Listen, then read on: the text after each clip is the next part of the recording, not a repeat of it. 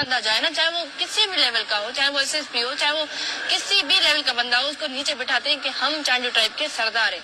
बिल्कुल गलत बात है। आज तक हम खुद भी जमीन पे बैठ के लोगों से मिलते हैं।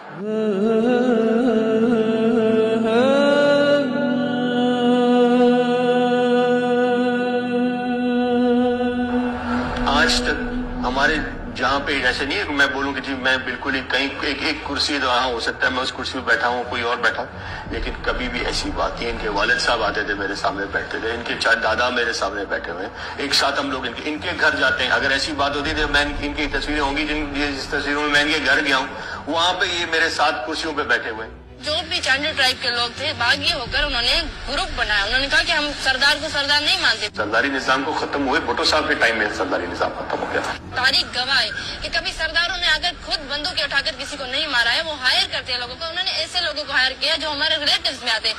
मैंने क्यों, मेरे कहने पे उनकी समझी क्यों करेंगे?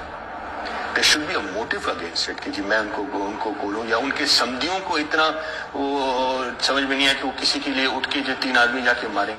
ऑनरेबल हाई कोर्ट ने जो डिक्लेयर किया है, उन्होंने क्लियरली मेंशन किया है कि ये जो मर्डर हुए हैं तमन्दार काउंसिल बनने की वजह से हुए, ना कि पर्सनल एनिमिटी की वजह से हुए। सुप्रीम कोर्ट तक भी मैं इस चीज को अपनी क्लियरफाई करने के लिए जाऊंगा, जो मेरा एक ह्यूमन राइट है। वक्त ब वक्त ये सरदार चांडू हमें धमकियां देता था बाबा को कि ये आपने अच्छा नहीं किया है, इसका नतीजा भुगतना पड़ेगा आपको। अगर मैं इस चीज में बरी होता हूँ और इस वक्त तक जो मुझे इतने ओपन मीडिया पे इतना मुझे मलायन किया गया है, हर जगह किया गया है, हर चैनल ने किया गया है, तो मैं तो समझता हूँ कि फिर उसका भी एक अदल